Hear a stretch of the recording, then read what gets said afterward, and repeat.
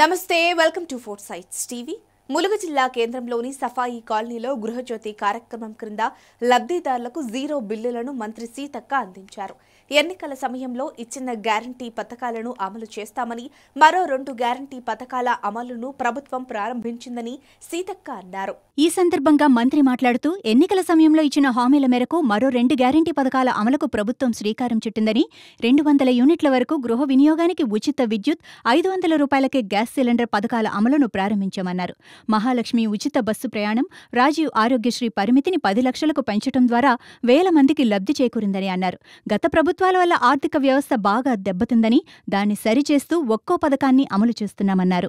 సోనియమ్మ నాయకత్వంలో ఏదైతే కాంగ్రెస్ పార్టీ ఇచ్చినటువంటి 6 గ్యారంటీలలో భాగంగా ప్రతి ఒక్క గ్యారంటీని మరి అమలు చేస్తూ పేద ప్రజల మీద, మహిళల మీద ఆర్థిక భారం పడకుండా తీసుకున్నటువంటి అనేక విప్లవాత్మకమైనటువంటి మార్పులలో భాగంగానే ఉచిత బస్సు ప్రయాణం మహిళలందరికీ, 10 లక్షల వరకు ఆరోగ్యశ్రీ, అదేవిధంగా మరి ఇప్పుడు జీరో బిల్ 200 యూనిట్లు కరెంటు ఎవరికైతే గృహజ్యోతి కింద 200 యూనిట్ల వరకు కూడా కరెంటు ఫ్రీగా ఇవ్వడం జరుగుతుంది. ఈ అమ్మకు ఇక్కడ ఇంట్లో మరి మనము గృహజ్యోతి కింద ఈరోజు జీరో బిల్ ఇవ్వడం జరిగింది ములుగు నియోజకవర్గంలో. కాబట్టి ఎప్పుడు కూడా కాంగ్రెస్ ప్రభుత్వము ఇందిరమ్మ పాలన అంటేనే పేదల పాలన, పేదలకు ఇండ్లు కావాలి, పేదలకు ఆర్థిక ఇబ్బందులు ఉండొద్దు, పేదలకు అన్ని రకాలుగా అందుబాటులో ఉండి పరిపాలించాలన్నటువంటి లక్ష్యంతో సీఎం రేవంత్ రెడ్డి గారు మరి రోజుకొక గొప్ప నిర్ణయాన్ని తీసుకొని పేదల మీద జరుగుతున్నటువంటి ఆర్థిక భారాన్ని తగ్గించేటువంటి క్రమంలో భాగంగానే ఈరోజు గృహజ్యోతి పథకం కింద 200 యూనిట్ల కరెంటు ఫ్రీ కూడా ఇవ్వడం జరుగుతుంది.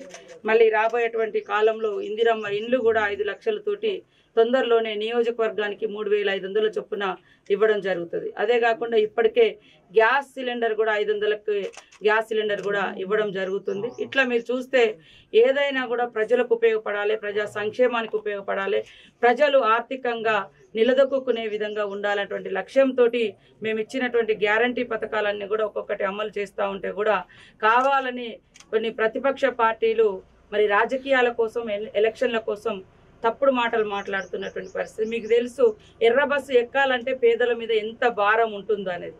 కానీ ఎర్ర బస్సు ఎక్కేదంతా పేదలే.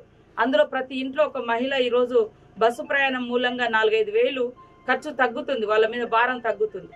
అదే కాకుండా ఇక్కడ ఇంట్లో చూస్తే కనీసం 1000 రూపాయలైనా గత ప్రభుత్వము గృహ అంటే అవసరాల కోసం కూడా మరి కరెంటు రేట్లు పెంచింది.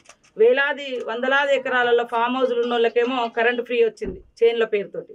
వాళ్ళు చైన్లు వేసిర్రో, చిలకలు వేసిర్రో, దొంగ నోట్ల ముద్రించిర్రో, మరి అక్కడ ఏం ఇండస్ట్రీస్ నడిచినాయి ఏం తెలియదు. ఫామ్ హౌస్లను పెట్టుకొని 100 ఎకరాలకు చుట్టూ కాంపౌండ్ వాళ్ళు పెట్టుకొని ఇష్టం వచ్చినట్టుగా కరెంటు వాడితే వాళ్ళకేం కరెంటు బిల్లు పడలే. కానీ ఇక ఇట్లాంటి చిన్న ఇండ్ల మీద మాత్రం 100 రూపాయల కరెంటు భారం పడ్డది.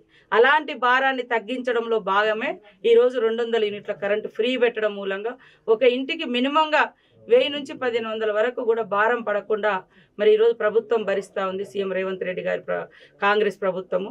కాబట్టి ప్రజలందరూ కూడా కాంగ్రెస్ పార్టీని, ఇందిరమ్మ పాలన దీవించాలని, సపోర్ట్ చేయాలని పేరు పేరున కోరుకుంటారు.